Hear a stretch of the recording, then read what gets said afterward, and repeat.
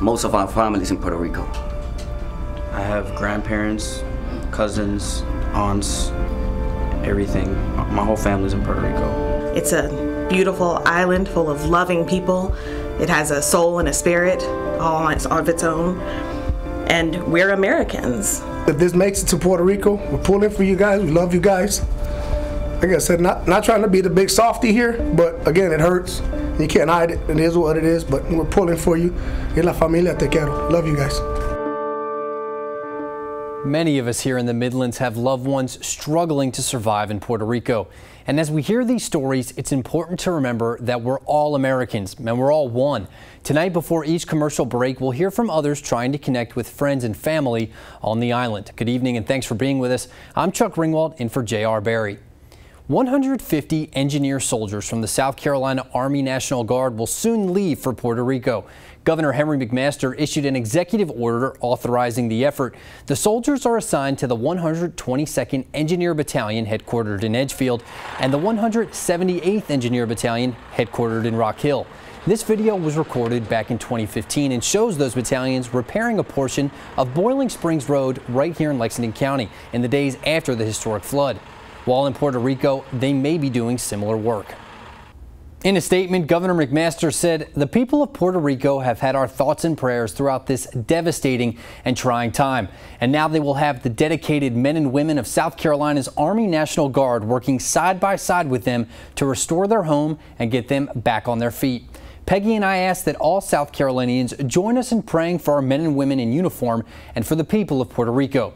U.S. Army Major General Robert E. Livingston Jr. also had this to say, "I'm always so proud of our South Carolina soldiers who are ready at a moment's notice to help our fellow neighbors in need, even hundreds or 1,000 miles away." Our state's National Guard soldiers will be joining soldiers from the North Carolina, Louisiana, and New York Army National Guards. There are a total of 750 soldiers within the Engineer Task Force that will be leaving for Puerto Rico. As food, fuel, and water continue to run scarce in Puerto Rico, the White House is taking more steps to help. The Pentagon has tapped a 3-star general to lead the Hurricane Maria recovery effort, and President Trump is cutting some red tape to get much-needed supplies to the island. Weijia Zhang has more. 4 houses in West Columbia's historic New Brooklyn neighborhood were demolished this week as the city prepares to move forward on plans for new parking spaces. People living in that area and other organizations have been fighting this demolition, hoping to preserve the history of the 100-year-old houses. News 19's Lauren Thomas spoke with Historic Columbia about their efforts. Yeah, Chuck, a video from Historic Columbia's Instagram page caught our eye. It's video in West Columbia. Lauren Thomas, News 19, WLTX. The city of West Columbia says they started the demolition so that they can work to complete the expanded park and parking lot by spring. Well, Oklahoma State University has officially announced the firing of assistant basketball coach Lamont Evans. Evans is a former Gamecock basketball assistant. Earlier this week, he was indicted on federal charges. He's accused of taking about $22,000 in bribes from sports agents. They wanted him to recruit college players who would sign with the agents after going pro. Federal investigators say he was in contact with the agents while he was at USC and left the Gamecocks just 1 month after their first in-person meeting. With the FBI investigation, many are starting to wonder what it's like for players who have dealt with recruitment. News 19's Nick Jones talked to one former college basketball player here in the Midlands about the pressures of being a student athlete. I grew up in a basketball family, so really, like they say, the ball is really light. Zam Frederick Jr. has been all about basketball since day one, and it led him to the hardwood at the University of South Carolina. As far as recruitment, you get letters since 9th, 10th grade. When I started playing on the AAU circuit, Stanford, Kentucky, USC, Clemson, that was like my top 4. Zam Frederick for 3. Being Mr. South Carolina basketball for high school in 2004, he understands the pressure kids go through, but nowadays, he says it's worse. Twitter, Instagram, Snap, whatever other options that they're using right now, and they can get to you. It could be a third-party person. It probably could be, somebody that could get you in trouble recruiting-wise as well. So I feel kind of sorry for those dudes now. He says if a coach can offer money to come to their schools, it makes it especially hard for those that are struggling financially. Here, I'm gonna give you $100,000, give your daddy a job, buy y'all a car. Shh. what you gonna do? Like, how can you turn that down as a kid that's struggling? Frederick's advice to student athletes is for them to think about their future when making decisions. Most people don't think down the road. They thinking right now. You know, how can I get it right now? But longevity is where it's at. You gotta think 5, 10, 15 years down the road. And you make your decisions based off where you're trying to be, not what you can get right now. In Calhoun, Nick Jones, News 19, WLTX. All right, thank you, Nick.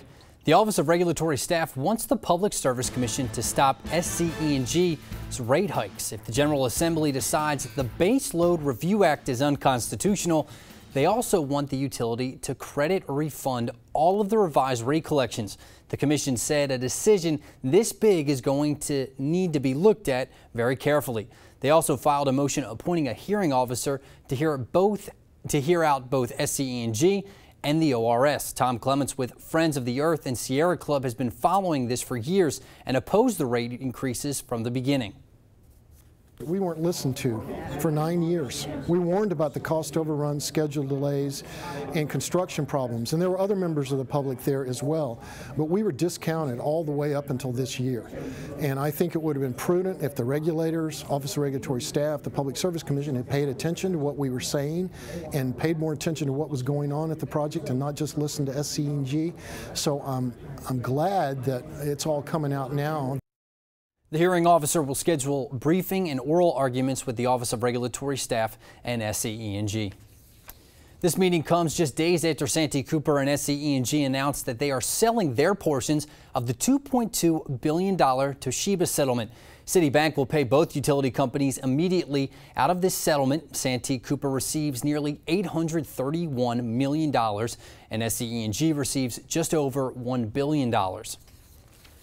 Well, a new lawsuit accuses SCANA of defrauding its investors and lying to them about the venture's progress. The lawsuit was filed in federal court late yesterday, and it claims that some of SCANA's chief executives artificially drove up their stock prices by issuing false and misleading statements to investors about the VC Summer nuclear project. The suit seeks class action status on behalf of anyone who acquired SCANA stock between January 2016 and the first part of this month. SCANA hasn't issued a response to the suit.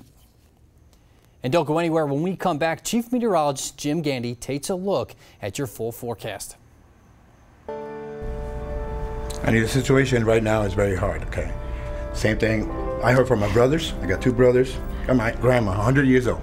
So she's in Ponce, I got people in Sabana Grande, and I got people in Guayama. And those are the towns that's very hard hit, so it's very hard to get communicated. It took days. That's why when I started saying about Saturday, it took days before I felt like, wait a minute, I have not heard from them. This is not a joke no more. And then so when you start looking and you start reading and you start watching TV and it just boils to you and you just like, you explode. I was just crying, talking to my wife, and I'm just crying. I just wanted to talk. I really wanted to talk. I mean, it's bad.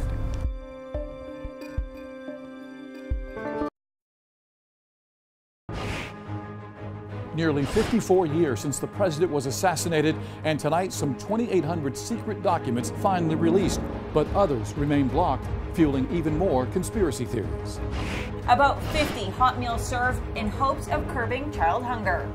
Tackling a taboo topic, we're examining the growing underground market of selling underage girls across the country, part 1 of an ongoing series.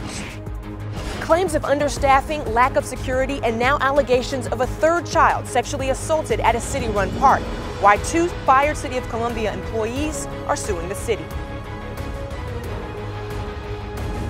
And we begin with new developments tonight into our investigation into the reported sexual assault of children at a city-run park in Columbia.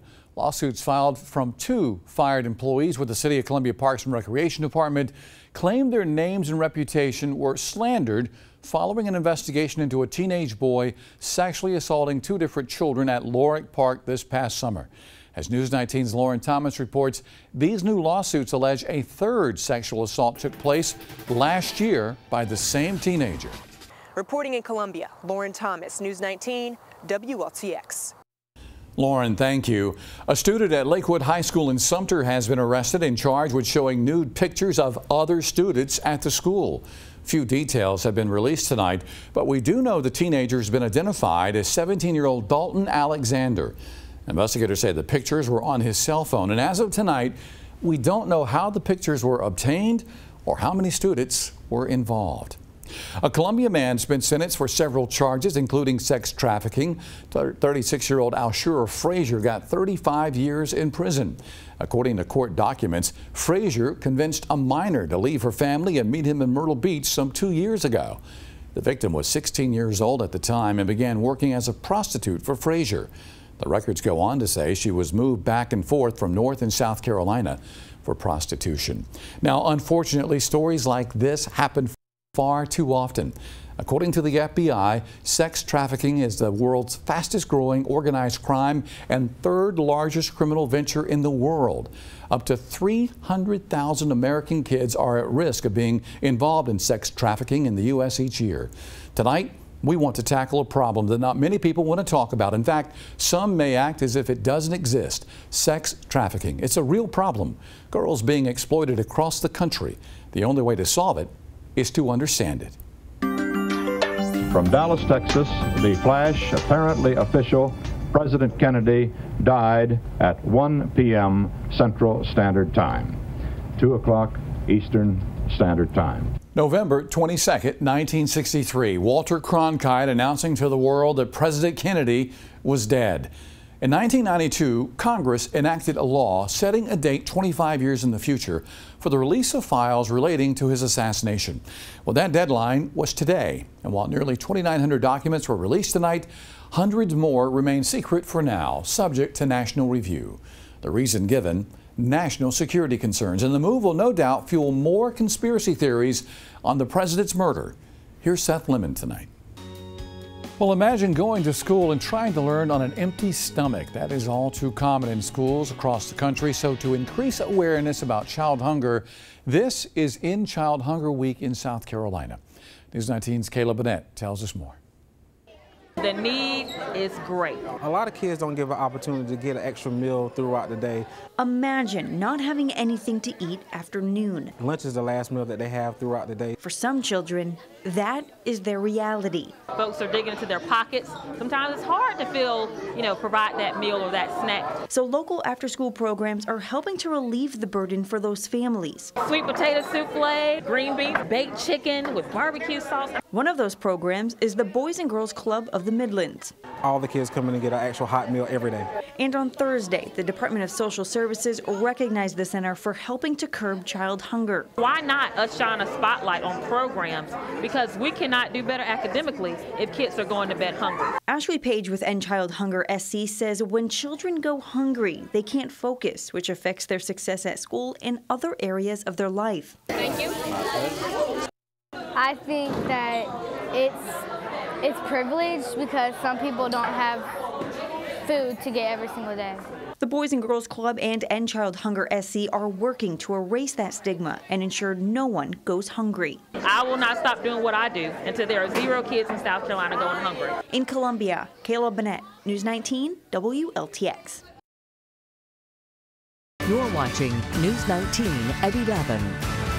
We are beginning with some breaking news tonight as multiple agencies are investigating a shooting that took place just a short time ago off of Park Lane Road. Yeah, you're looking at a live look right now. We are right on top of the scene there where there are fire trucks and police officers, and the entire area there outside the shooting has been roped off just down the road there, right outside of Park Lane Road, just down the road from that BP. We don't have many details at this time because this situation is just unfolding, but we do have News 19 photographer Ralph Cooper, who's on the scene, and we've given him a microphone. Ralph, what can you tell us? Well, Edria, so far since I've been out here, as you can see this gray car behind these 2 motorcycles, the witness that was in this gray car said that she pulled up in traffic and saw a female laying on the ground and she was unresponsive. And from what she's telling me, someone jumped out of a car, shot at the victim on the motorcycle, and apparently there was back and forth shooting going on. So shot at the victim on the motorcycle and she was laying down. So the witness in the gray car behind the 2 motorcycles that you see jumped out the car and was screaming for someone to call 911. And from there we have this scene now. So it was a bad scene. As she tells it, someone got out of their car and shots were fired back and forth. All right, so again, this is what a witness is telling you, Ralph, out there tonight. We haven't really confirmed that witness account with any Richland County deputy who is on the scene, but the witness that talked to you, is she the woman who was driving the gray car? Or is she the one giving you the information? Yes, she's the woman driving the gray car. She was directly behind the incident, unfortunately, and she said that traffic started to move slow from the right lane. As you can see, the open right lane, traffic was moving slow. That's the lane that the car that did the shooting was in, as she is telling me.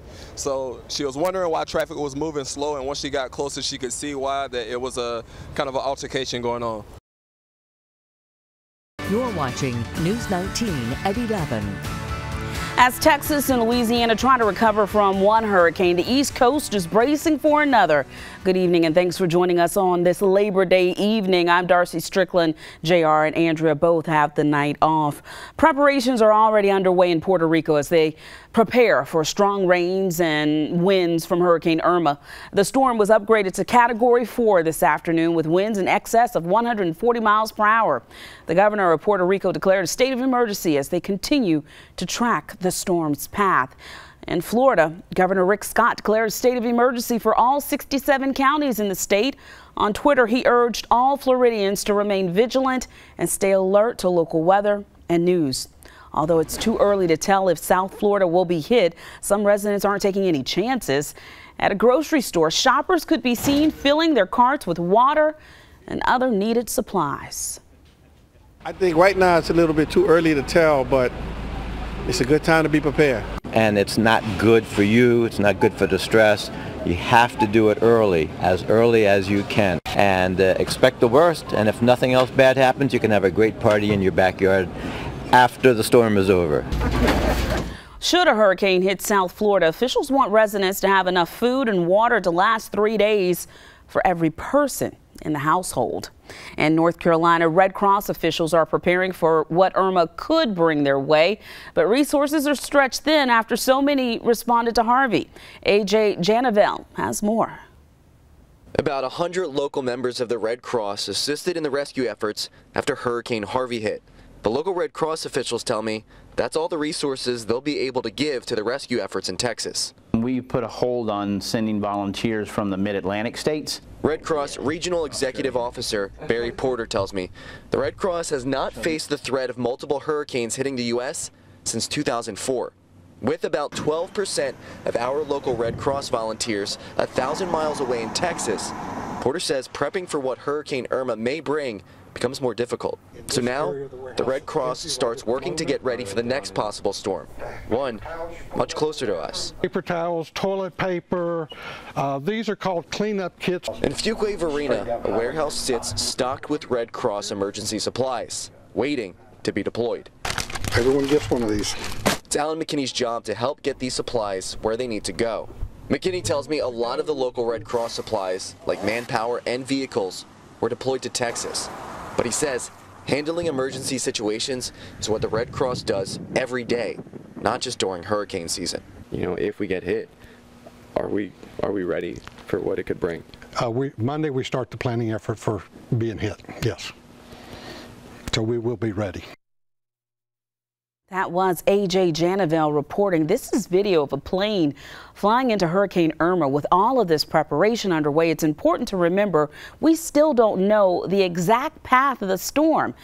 In turn, we don't know what, if any, damage that means for South Carolina and the Midlands. In order to make sure you are getting the most accurate information, let's turn things over to one of our weather experts, meteorologist Daniel Bonds. Well, everyday South Carolinians aren't the only ones helping people affected by Harvey. News 19 sent out 2 of our own. Reporter Sonia Gutierrez is helping one of our sister stations in Houston, while our evening news director Leroy Green is helping in Beaumont. We're joined by both of them tonight live.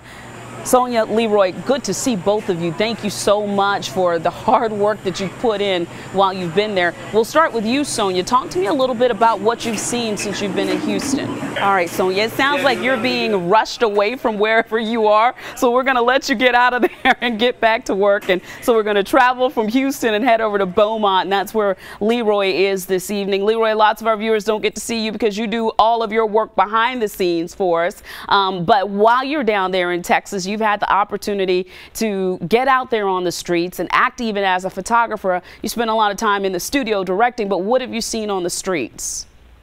I've been here since Thursday night. When you come here at night, you really can't get a picture of how bad the flooding is. When you drive in, I drove in through on 90 into Beaumont. The water was up to the road, but you couldn't see really the homes until like maybe the moonlight hit the water. And that's when you realize there's water in places where you're not supposed to see it. Through the weekend from Friday, Saturday, and Sunday, Beaumont was pretty much a ghost town, and because most of the people were either helping someone at a shelter or they'd evacuated. We had a chance to talk before the newscast, and I want you to touch on something that we discussed about how you said none of this recovery and rescue, a lot of it would not be possible if it were not for the help of volunteers. You know, we had that phone bank here with the American Red Cross. We managed to raise more than $40,000. And I think sometimes when people give $5 or $10 or $100, they think, I'm trying to help, but I really don't know the impact of it. You're on the ground. You're seeing firsthand the impact of these volunteers and their financial donations. Talk to us a little bit about that. When you first get here, the city itself looks okay. A lot of the businesses, the water in some places has receded. When you go into the homes in the neighborhood is where you see the devastation. We have paradise, but this is what we have to go through. Been here before, done it before, and we do it again. The spirit of Puerto Rico is strong. Puerto Ricans, we proud. We're strong people. Our Puerto Rican brothers and sisters are American citizens. We're Americans, and we contribute a lot to this society. They have fought in every conflict. They have shed blood. They have died for our freedoms. Unless we come together as a massive force, they will suffer for a long time. It is morally incumbent upon us to help them. There are 3.5 million people, Americans in Puerto Rico, that need our help. Puerto Ricans, Americans, we all the same. Yo soy Puerto Rico. Yo soy Puerto Rico. Yo soy Puerto Rico. Yo soy Puerto Rico. Yo soy Puerto Rico. Yo soy Puerto Rico. Soy Puerto Rico. I'm also Puerto Rico. And I'm Puerto Rico. Almost 2 weeks later, and the news for so many in Puerto Rico is still not good. Days without water, fuel, food, and shelter have left these Americans in a state of desperation that's almost incomprehensible. Oftentimes, when we look at these kinds of stories, your attention is on the devastation that we can see, but hearts are as broken as this island nation is. Tonight, we bring you the people who call Puerto Rico and the Midlands home. Worst feeling in the world for a cop, any first responders, to feel helpless. Most of our families in Puerto Rico. I have grandparents, cousins, aunts, everything. My whole family's in Puerto Rico. I had one cousin who thankfully got through on Facebook, and it was one Facebook message on her wall that said, "Can't connect, but I'm here." And that meant the world to me. My island is suffering. My whole family is in Puerto Rico. But just understand that we're American citizens too, and we're just as human as anybody else. Hot as the fire in everyone's belly got for Texas and for Florida. We need that here for Puerto Rico as well. In times like this, in times of distress, we come together, and there's no doubt in my mind, even though I've not heard their voices physically, that they're pulling together in whatever means that they have. They're sharing not only with family, but they're sharing with the community as well. I can't be there to help them out. And you know, I'm here helping out the citizens of Richland County every day, and I don't care. I'll give my life for them, but I can't even be home to take care of them. The night of the hurricane, my mom called me, and 3 in the morning, she tried to put the phone so we can listen to the winds, and After that, I didn't hear from her in 4 days. It's not easy to receive a call and hearing your sister say they need water while you take it for granted here. It's guilt-ridden because life goes on and we realize that life goes on, but for us we're kind of in a time warp where everything has just stood still. Bills don't matter, functions don't matter, events don't matter. What matters most is just hearing the voices of those that we haven't heard from as of yet. You can imagine what it's like for a whole branch of your family to just be missing and you can't hear from them. And I got nieces and nephews. Don't know if they're alive or dead. I can't get a hold of a sister-in-law who's up in the mountains. My parents are there.